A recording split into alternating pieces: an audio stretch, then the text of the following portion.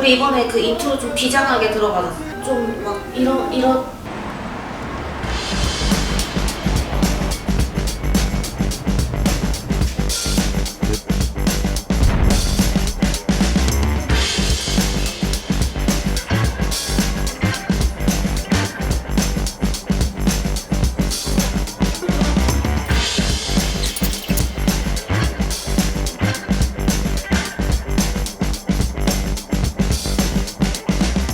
안녕하세요. 주변에 차 중에서 신기한 색깔 차를 보신 적 없으실까요? 색깔이 계속 변하는 색, 막 보라 색깔 차, 초록색 차, 랩핑이 생소하신 분들도 계실 거고 이미 너무나 고수인 분들도 계실 텐데 인터넷에다가 제가 한번 찾아봤습니다.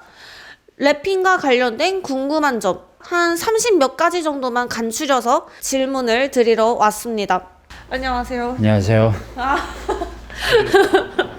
오늘 바쁘신데 이렇게 인터뷰 응해주셔서 너무 감사드려요.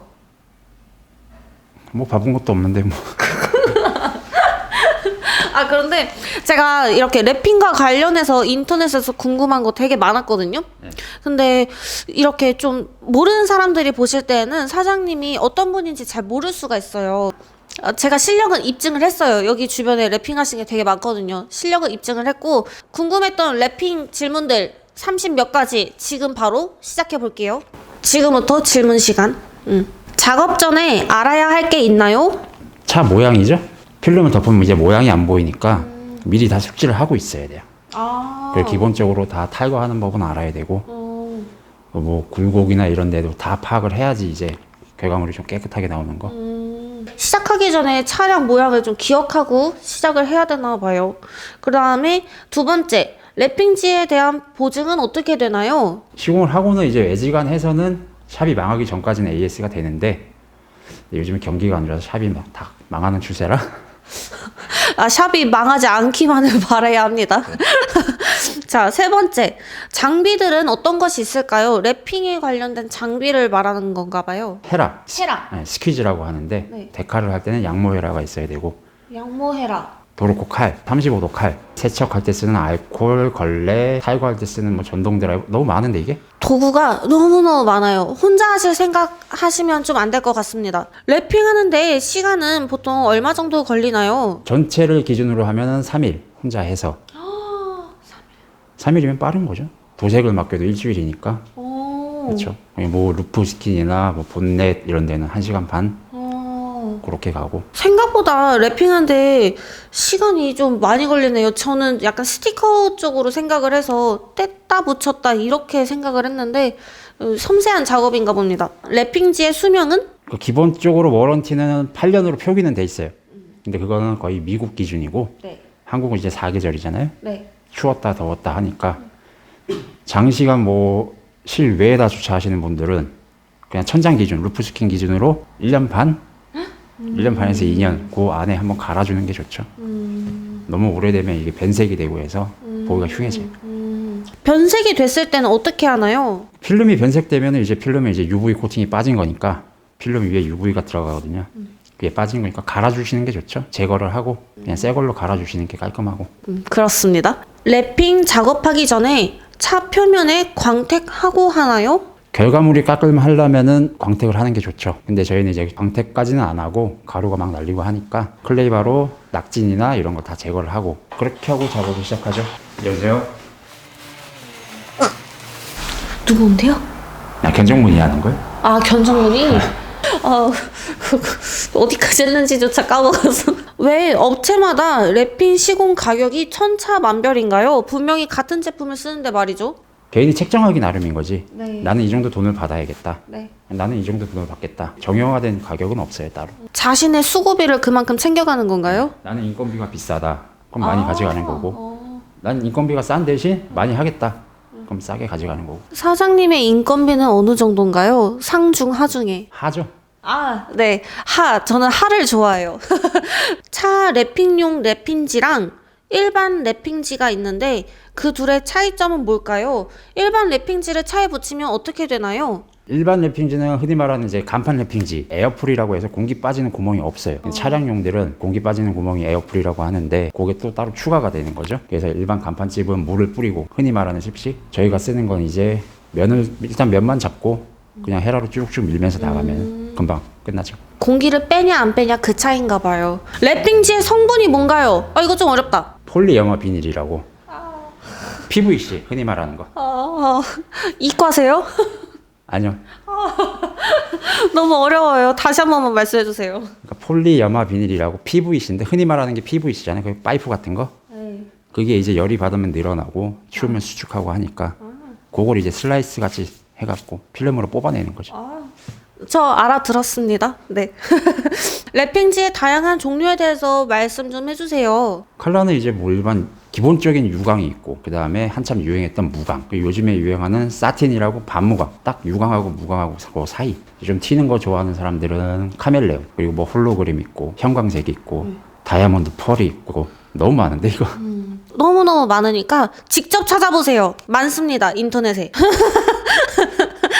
AS는 어떻게 되는 걸까요? 사고 시 랩핑 재시공에 대해서도 궁금합니다. AS는 아까 그냥 샵이 있으면은 애지간해서는 다 해주죠. 어차피 그 시공자의 잘못이기도 하고 네. 소문에는 뭐 몇 개월이 지나면 뜬다 이러는데 그건 작업자 역량. 작업자가 못하면 다음날 가서 바로 뜰 수도 있는 거고 작업자가 잘하면 제거할 때까지 안 뜨는 거고. 사고가 났을 때 랩핑을 다시 시공할 수 있는지. 네, 그 부위만 이제 차 바디에 상처를 다 정리를 하고 나서 랩핑지를 다시 입히는 거죠. 공짜는 아니고 이제 보험 처리를 하는 거지. 시공법에 따라 퀄리티 차이가 얼마나 나나요? 퀄리티라는 건 이제 마감법일 텐데 종류가 여러 가지가 있어요. 늘렸다가 수축을 시켜서 필름이 알아서 말려 들어가게 하느냐, 아니면은 접히는 부분을 절개해서 거기를 이어 붙이느냐. 퀄리티 좋은 거는 이제 늘렸다가 수축시켜서 하는 거. 그건 이제 도장같이 말려 들어가니까.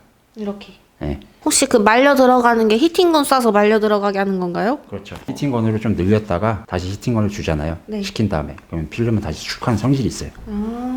그래서 한번 늘렸다가 냅두고 다시 열어주면 수축하면서 다시 말려 들어가는 거죠. 이거는 똑똑해야만 할 수 있는 직업인 것 같아요. 저는 잘 모르겠습니다.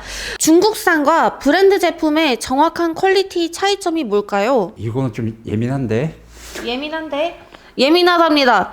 그러면 진짜 약간 비껴나가서 발색의 차이도 있고 필름을 붙였을 때 이 색이 그대로 온전하게 나오느냐, 네. 그 차이도 있고 유지기간, 그 색깔의 유지기간. 중국산은 좀 말하기 뭐한데 크롬을 쓴다고 치면 1년이면 색이 빠져버려요. 만약에 골드 크롬을 했다 1년 지나면 이제 기본 베이스인 실버가 나오는 정도? 근데 브랜드들은 고가인 대신에 이제 컬러들이 오래 유지가 되죠. 제거를 했을 때 중국산들이 이제 뒤에 찐이라고 하는데 본드가 좀 세가지고 도장이 뜯겨 나올 수가 있어요. 근데 요즘은 좀 괜찮아져가지고 그 정도까지는 아니고 예전에 좀 심했죠. 요즘은 괜찮아졌다고 합니다.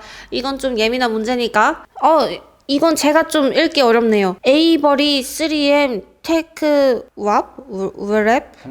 탱랩. 에이버리 3M 탱랩 제조사마다 제품의 장단점이 뭔가요? 그 3M이라는 건 흔히 얘기하는 이게 3M인데 이 필름들은 이제 굴곡 작업할 때 좋아요. 일단 면 작업에는 에이버리가 훨씬 낫고 제 기준에는. 근데 굴곡 작업할 때는 3M들이 이제 좀 잘 늘어나고 색도 안 빠지고 해서 3M이 낫고, 탱랩은 이제 컬러는 되게 특이한 게 많아요. 대신에 좀 찐이 아까 얘기한 그런 거보다 조금 약한데 센 편. 그래서 수정이 좀 힘든 점. 제일 고가는 헥시스라고 또 있는데 얘는 너무 비싸갖고 사람들이 잘 쓰질 않아요. 다음 질문. 데칼 붙인 상태에서 랩핑이 가능한가요? 네, 가능하죠.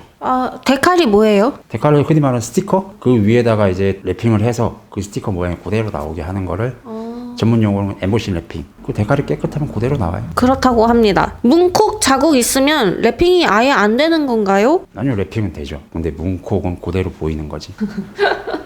도장이랑 똑같아요. 뭐가 있는 상태에서 하면 그대로 보이는 건 똑같아요. 문콕 그대로 랩핑을 하냐 안 하냐 그거는 당신의 자유입니다. 자, 다음 질문. 랩핑할 때 한 판씩 작업하는 걸로 알고 있는데 재단 작업은 어떻게 하나요? 재단은 이제 줄자로 일단 치수를 재고 네. 그 치수를 기억해서 랩핑지 뒷면에다가 표시를 하는 거죠. 여기서 여기까지 몇 메다다. 다 사각형으로 한 판 한 판. 뭐 필러 같은 경우는 필러 부분 길게 자르고 뒤에서 연결되는 부분 또 두껍게 자르고. 재단은 많이 해봐야 돼요. 다 어쨌든 이렇게 직사각형, 정사각형으로 오려서 하는 거네요. 그렇죠.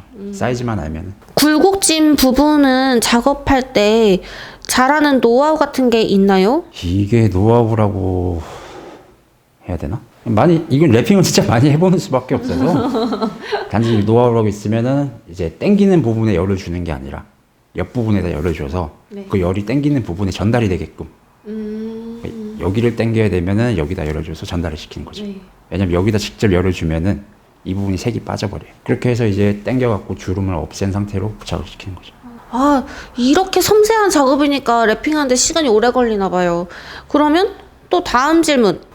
이거 좀 민망하실 수도 있겠다. 굴곡진 부분 작업할 때 좀 시간이 오래 걸리고 하다 보니까 화장실 못 가시지 않나요?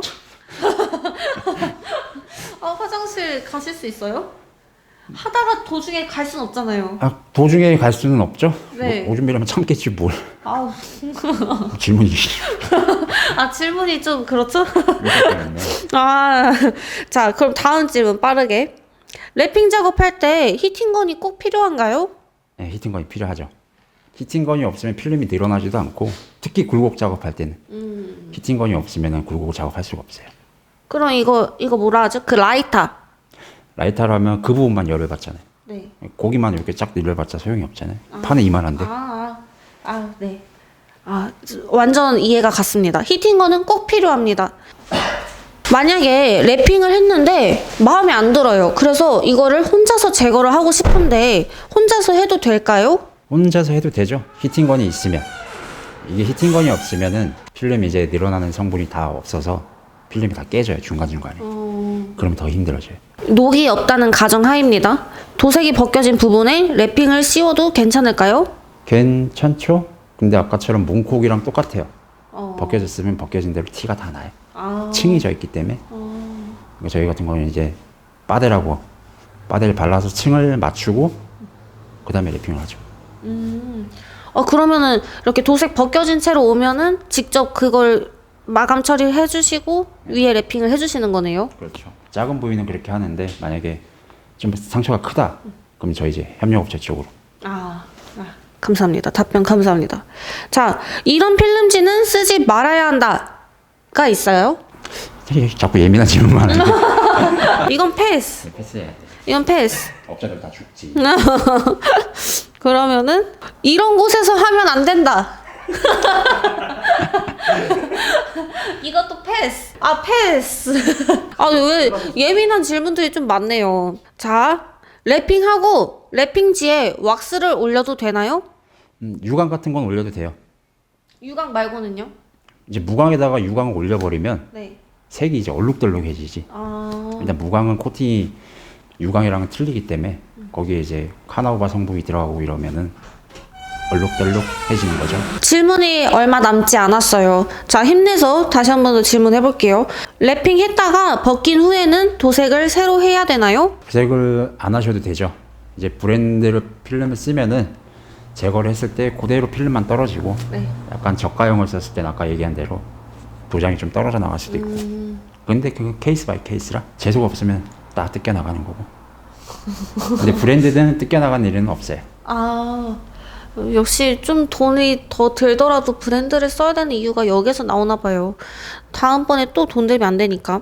랩핑을 하게 되면은 도장면 보호도 같이 이루어지나요? 그렇죠. 일단 도장 위에 랩핑이 올라가는 거기 때문에 1차적으로 랩핑이 타격을 받는 거죠.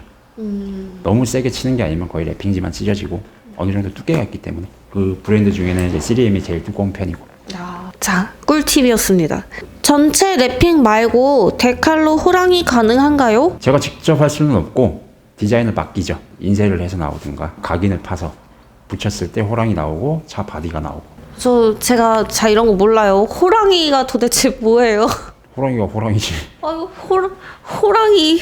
호랑이 그림이요? 그런 것도 할 수 있군요. 신기하네. 고무 스프레이 랩핑과 시트지 랩핑 중 어떤 방법이 일반인이 관리하기가 수월할까요?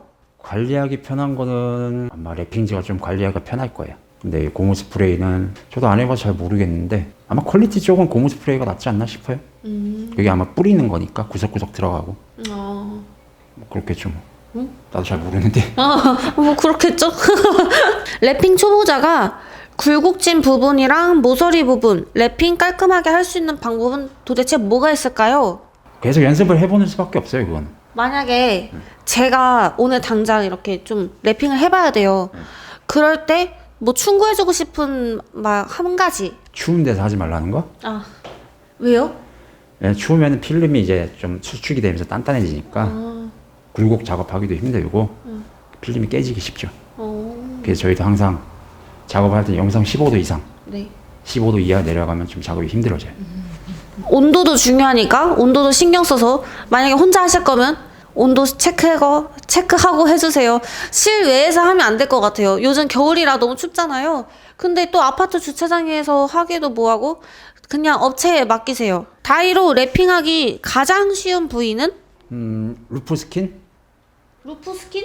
네, 그렇죠. 차량, 천장, 머리. 머리? 네. 저희가 제일 쉬울 거예요.